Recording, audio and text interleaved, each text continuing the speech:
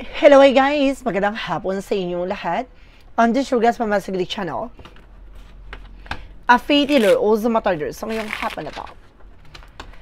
Tignan natin yung sabihin sa inyo ng ating mga gabay. So this is a special gabay for the month of September 24 hanggang September 30 for the sign of Gemini. So Gemini, welcome sa my channel. Ano kayong messages, advices, and spirit guides sa ating masasaga for today's video? Kano kayong energy or kaganapan sa buhay ng mga Gemini ang ating mga kagilap? So guys, this reading is a general reading namang hindi lahat makaka-resonate. Kunin lamang po ang makaka-relate sa inyo and comment down below kung kaninong energy ang ating nasagap. Because don't forget to like and subscribe my channel. And i-click mo for more videos update. Then of course, maraming salamat po sa mga walang sawang pag-suporta sa aking channel. Lalo-lalo na ang hindi skip ng ads sa way pagpalain kayo ng Diyos at may kapal siksik liglig nag-uumapaw na biyayang manambalik sa inyo. So let's see guys, what is the messages, advice ng ating angel spirit for the sign of Gemini. So let's see and watch this. Angel spirit, please give me information. Paano kung sabihin sa inyo ng ating mga baraha? So there's something, the Six of Cups. Now there's something a past person coming back. Or there's something a friend of yours na maaaring magkaroon na reconcile. Na maaaring meron ditong mga nakaraan na maaaring manumbalik or bumalik. And there's a Four of Wands. So there's a homecoming family gathering. Maaaring uuwi ka na sa iyong tahanan. Or meron ditong babalik, no, from the past. Now this is something a past person na maaaring babalik, no, sa buhay mo. Now, there's a 11-11 with a twin flame energy and soulmate connection. Maring, it's all about love life, no? And of course, there's something guys with a tower moment for major changes. Some of you may mga bagay na maaring manumbalik talaga. There's a rebuilding. Na may mga bagay na nasira na maaring mabuo ulit. Na babalik itong tao na to na para buuin ang nasirang relasyon. And there's a the Hangman. Oh my God, dahil sa gayuma. No, na maaring kaya siya babalik, maaring nabasag ng gayuma. O maaring kaya siya babalik, maaring natapos na ang gayuma. O maaring nag-expired na. No, meron talaga dito maaring minamanipulate, no, parang ginulo ang kanyang isipan. There's something guys with a higher factor for separation. May mga sulsul din ako na nakikita. Na may mga taong nagbuyo, mga taong sumira ng inyong relasyon. There's a religious factor for something separation at the same time palipad hangin at gayuma. And there's a Three of Cups now. It's either a friend of yours or family related. O maaaring itong tao na to na sumira sa inyong relasyon ay may kaugnayan sa mga taong nasa paligid mo lamang. Na matutumbok na, matutuldukan na. The Six of Cups represent with a temperance, with a perfect timing. So talagang may healing. No? Lahat ng bagay na to ay maaaring mawakasan at matapos na. And there's a Knight of Wands for slow and steady. Matuto tayong maging kumalma. No? Maging mahinahon. No? Wag ka magiging aggressive sa mga decisions. Now, there's something guys with a Wheel of Fortune with a turning back. So, ito na nga, babalik na nga. No? Ano man yung bagay na para sa'yo. There's something destiny is yours. And there's a luck is yours. No? Manunumbalik, babalik na ulit ang pundasyon at magiging malakas na ang inyong pundasyon ng inyong tahanan, relasyon, buhay. And there's a Four of Cups now, just reevaluate or analyze. Gina yung mga, nakita mo yan, parang binigyan ng cough or something, pagkain or inumin, dinaan siya doon. No, kaya ito nagkaroon ng ganong scenario. And there's a hypothesis. Now, there's something hidden agenda or hidden enemy. So, may mga kinalaman nga dito about dito sa eksena na to. Hindi lang isa. Now, there's a group of people. There's a magician. Talagang pinagawan at ginawan kayo. No, para maghiwalay kayo. Alam nyo na sa sense ko dito, it's something toxic, friends. No? Maring naiinggit sa inyong relasyon. And there's a Two of Pentacles. Maging balanse kayo. Timbangin nyo yung mga taong pagkakatiwalaan nyo. Huwag na kayo share ng information with other people. Especially mga kaibigan nyo. Or co-workers nyo. And of course, there's something guys with a chart with an action moment. Magkakaroon ng changes sa development sa situations mo. Unti-unti mo na mararamdaman ng kaayusan at kaginawaan at kaluwagan sa pakiramdam. No, dahil marami ng parating, maring talagang babalik na siya, no? Ngayong linggon to, maaaring bumalik na siya. Now, there's a Eight of Wands, so magkakaroon talaga ng communication. No, maaaring biglang tumawag, mag-message sa'yo. No, there's an email. There's a trouble talaga. No, there's an emphasis for self-love, self-care. Alaga mo yung mahalin na talaga mo yung sarili mo dito. May babaeng involved nga. No, there's a third parties. And there's a 3 pentacles. Talagang tinrabaho niya kayo. No, pinagawan niya kayo. No, para mag-init kayo sa isa't isa at mag-iba ang inyong pakikitungo sa isa't isa. And there's a justice card. Huwag kang mag-alala, may karma. Ano man yung bagay na ginawa nila, babalik sa kanila yon. Makukuha nila what they deserve. And there's a 5 of Wands. So sabi ko na nga ba, there's a kakompetensya.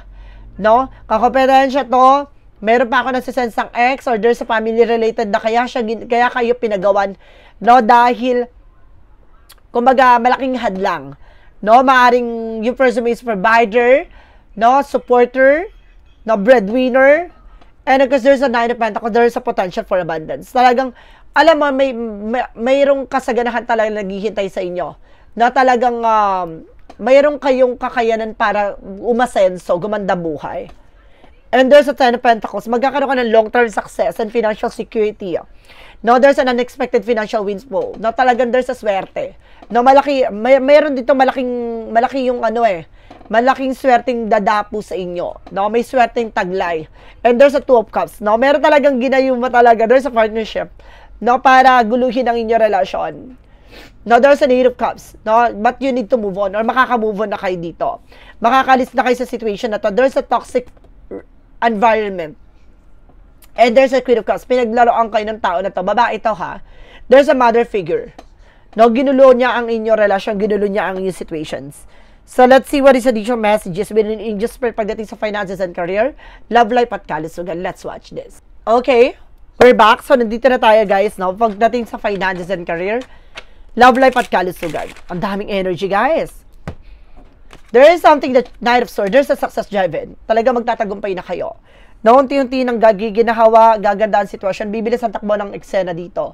Pagdating sa finances and career mo. And there's a 6 of Pentacles, magtutuloy-tuloy na about sa finances. Gaganda na ang daloy ng iyong pagkakaperahan. No, magiging maayos na ang sitwasyon at kalagayan. And there's a Moon card, na there's a dream coming true. Maring matutupad yung mga pangarap mo. At the same time, mayroong bagay na marireveal dito. No, lalantad, lalabas ang katotohanan. And of course, there's something with that strength card, with confident, lakas mo ang loob mo maging matapang. Dahil ang pinakakalaban mo dito ay nasa paligid mo lamang. And there's a judgment for a wake-up call. Pinapaalalahanan kayo nito, pay attention. Ibig sabihin talaga, no, may taong may malaki ang inggit sa inyo. No, there's a supporter talaga. Maaring ikaw talaga yung sumusuporta at talagang provider ng family.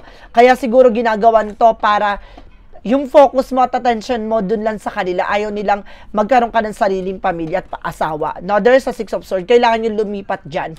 Umalis ka dyan. There's a toxic family din.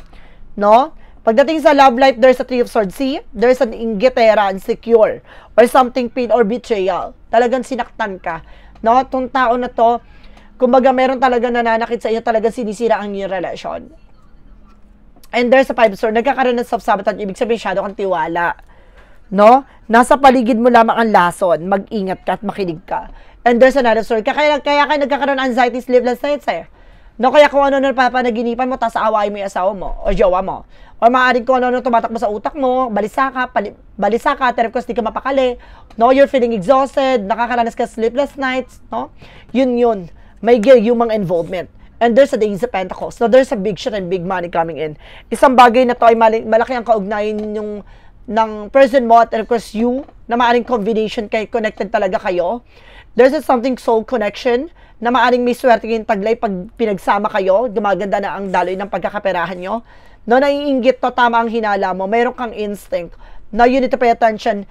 Kumaga kailangan mo makinig na siya talaga ang tinutukoy ng ating baraha. Now, there's something with that ever, maging mature ka at maging grounded ka. Huwag ka magpapadikta, no? Minamanipulate ka nila, sinisiraan ka nila, no? Yung mga ginagawa nila, kumaga, sinisira ka. Pagdating sa kalusugan, there's a 10 of Cups. Happiness. Magiging masaya at magiging maganda ang iyong kalusugan. And there's a 6 of Wands for victory at magtatagumpay ka, magkakaroon ka sa sariling pamilya at magiging masaya ang iyong pamilya. And there's a 2 of Wands by choices. Piliin mo lang yung mga taong pagkakatiwalaan mo, especially sa mga pagkain na kakainin mo. Now, there's a mental clarity. No, ginugulo kasi ang isip mo nito. Ngayon, maliwanag na nakilala mo na at tinutumbok na at talagang tutumbokin na kung sino itong tinutukoy dito na maaaring bibigyan liwanag na sa isip mo, sa sitwasyon mo kung sino to. And there's a 2 of Swords. Nagkakaroon ka na indecision kasi parang nag-aalinlangan ka, natatakot ka, nangangamba ka, but you need to do something. You need to decide. No? And there's a King of Wands, something a vision. Tama ka na nakikita. No? Look at the bigger picture. Lagi mo titingin magiging posibilidad. At tama ang iyong hinala. No? Tama ang iyong nararamdaman. Hindi ka ililigaw ng ating baraha. So, pagdating naman tayo with the Magic of Fire messages, advices for you guys. Alamin natin, no, anong mga mensahe sa'yo ng ating angel spirit. So, let's watch this. Okay, we're back. So, nandito tayo guys with the Magic of Fire messages, advices for you. For Magic of Fire messages, so there's an admit your true feelings to yourself. Tanggapin mo sa sarili mo totoong nararamdaman mo. No, talagang pinapakita at binabahagi dito, just being honest with yourself. Stop pretending. No, there's a wound you need to forgive. Ano yung mga bagay na kailangan mo pagpatawad at pakawalan? No, at bitawan. May mga bagay dito nagbibigay blockages. No, maaring ito yung makarang at tumakadlan sa pagtupad ng mga pangarap mo. So, kailangan mo na pakawalan yan. And there's a triggerous conflict na meron talaga mga bagay na nagbibigay ng komplikasyon sa'yo. So, yun yung bagay na kailangan mapakawala kasi nag-trigger siya. Hanggat hindi ka nakakawala sa situation, nagtutuloy-tuloy siya. So, kailangan mo i-break tong cycle na to, yung kadena na to, kailangan mo na babasag yan. Kadena nagdudugtong sa negatibong mundo. And there's an abundance, no? Kasaganahan talaga ang naghihintay para sa'yo. With the synchronicities, represent with a home. Now, there's a new home. Tahanan. Na magkakaroon ka ng bagong bahay, maaring mababago na yung environment mo, no? And there's an attraction that you are being attracted to anyone. Na maaring attracted ka, maraming gustuhin ka, maraming nagkakagusto sa'yo, o maraming naiinggit sa'yo. For synchronicities, there's a grave, na there's a no second chances. Na pagdating sa sitwasyon na to, wala nang pangalawang pagkakataon. So, kailangan na tapusin hanggang doon na lamang. Now, there's a heartbreak, no? May mga bagay na natapos na parang nasira, nagkaroon ng kawakasan pagdating sa relasyon na hindi na dapat mabubuo. Parang salamin yan, pag nabasag, nagkaroon na ng lamat, hindi na maaaring mabuo pa. Archangel Michael messages. Spend more time outdoors. So, kailangan talaga ng vacations, unwind, para ma-refresh yung utak mo. Kailangan mo talaga ng time sa sarili mo. For Jesus' loving quote said, heal the sick that they're in and say unto them, the kingdom of God is coming to you. Sinasabi dito, pagagalingin ka daw ng ating Panginoon sa lahat ng mga sugat, sakit, ng mga pinagdaanan mo, bago niya ipakita sa iyo, no, ang kaugnayan mo sa ating Panginoon na may mga bagay na para sa iyo. No, bago mo makita, no, ang hinanda niya na paradise para sa iyo, kailangan mo muna maranasan na matutunan. Ano man yung bagay na nakabiguan sa nakaraan or mga kabiguan sa nangyari sa kasalukuyan na kailangan mong harapin, no? Kailangan mong tuldukhan at tapusin. What is the money move oracle deck? There's a gambling, no? Don't risk too much, no? Huwag mong isugali isang bagay na wala kang kasiguraduhan, no? There's a dangerous consequences. Mag-ingat tayo sa lahat ng bagay na gagawin natin. No, hindi pwedeng isugal lahat ng bagay na yon, especially sa pagdating sa finances, no? Hindi ka pwede mag-invest ng bongga lahat-lahat.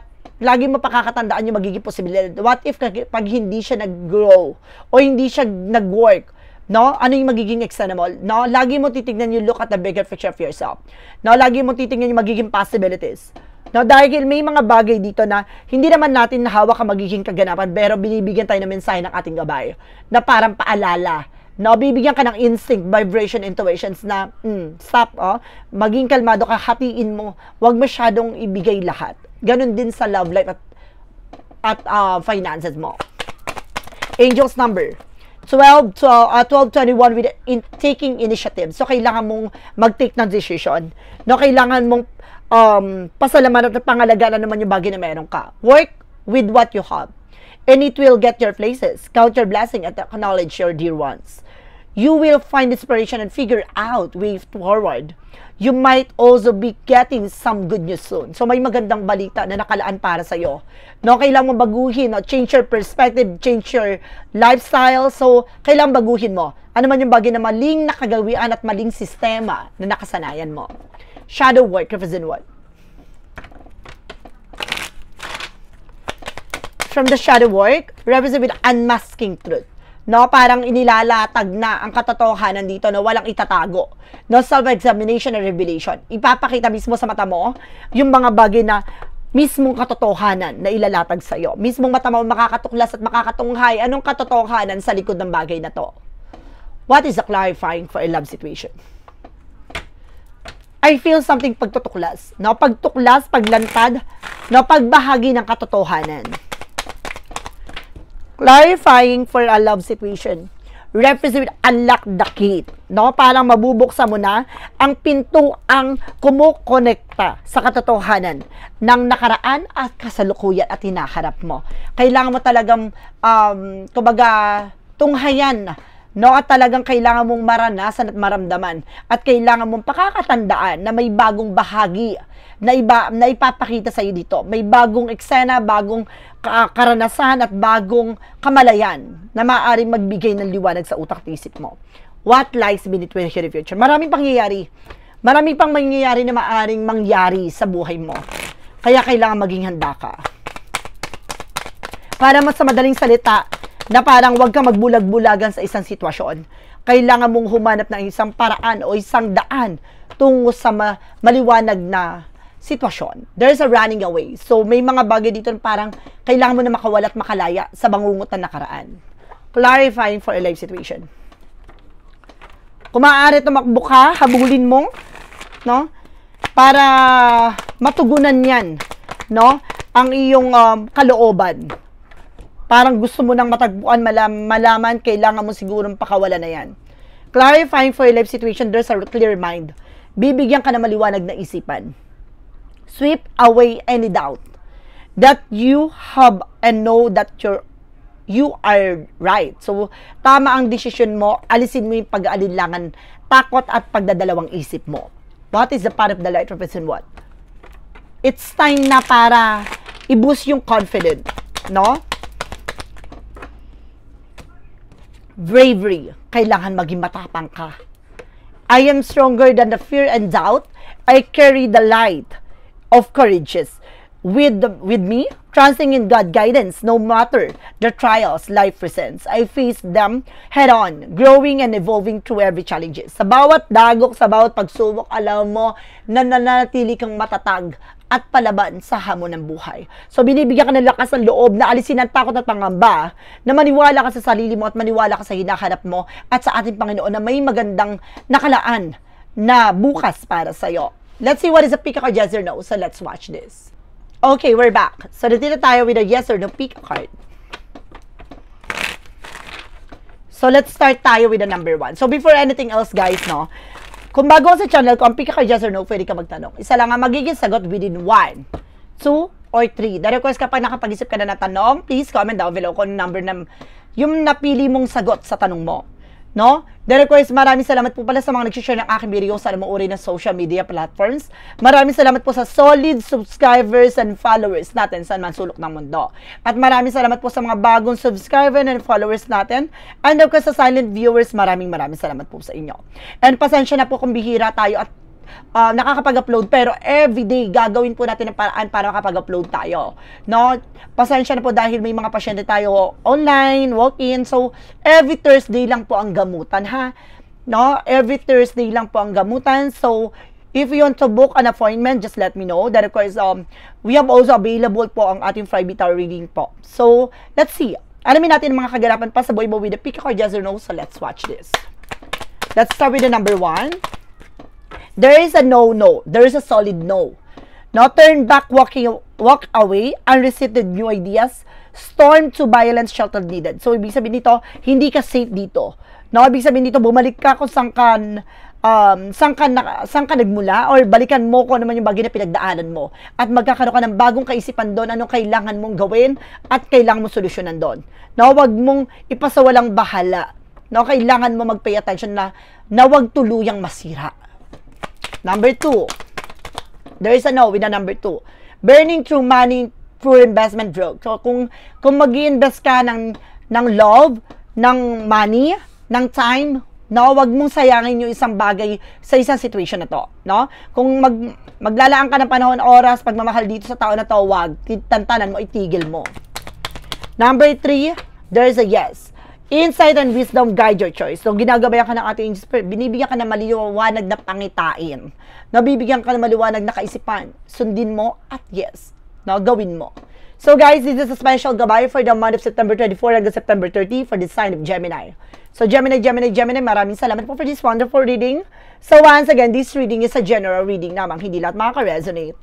Kunin lamang po makaka-relate sa inyo, comment down below kung kaninong energy ang ating nasagap. And of course, don't forget to like and subscribe my channel and hit the notification bell for more videos update. Then of course, maraming salamat po sa mga walang sawang pagsuporta sa aking channel, lalo-lalo na ang skip ng ads away pagpalain kayo. Nang Diyos at may kapal, siksik, liglig, umapaw na biyayang manang balik sa inyo. Maraming salamat po guys, and see the next video. Bye-bye and babush!